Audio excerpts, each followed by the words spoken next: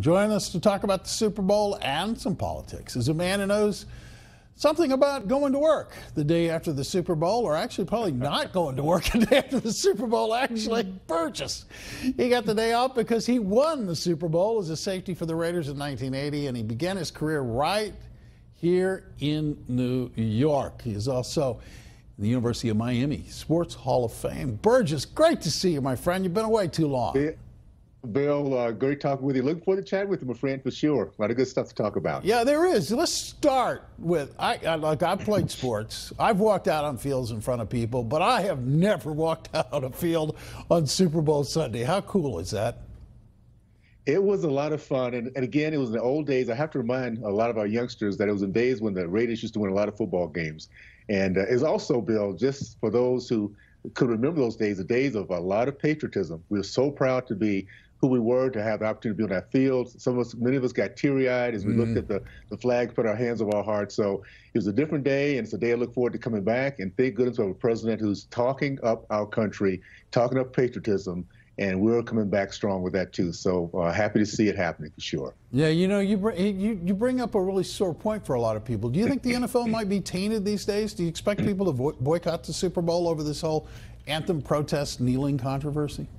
Oh, there's no question. No question. What's happened is it's interesting the way major corporations go. They get a little bit of arrogance. And I think what's happening right now is we have an NFL who's looking at a global strategy versus American strategy. We have a commissioner who's making $3.5 million a year, but has up to $50 million a year as he grows the NFL. He's not going to grow it in the United States the way he's going at it. So he's looking at doing it internationally.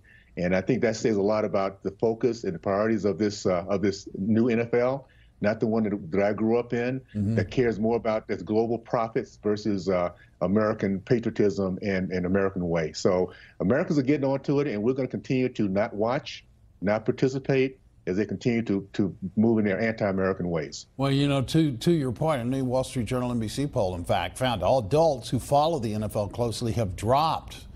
It's dropped 9% since 2014. Just 51. Burgess, this will mean something to you and me. Just 51% of men aged 18 to 49 say they follow the NFL closely. That is down from 75% 4 years ago, and probably like about 100% from when you and I were in that age group. Well, you know, Bill, it's interesting. I never thought that NFL could possibly mess up their brand. I mean, whoever thought years ago that we'll be having a conversation with 23 million Americans who watched playoffs last year are not watching this year. And we have a league that still hires a guy like this. I mean, I'm more disappointed in these owners who worked hard, who invested in their brand to get it to where he is, that they will continue to hire a guy, a commissioner, who is clueless about our country, clueless about what social justice is, and that the fact is we're not into that.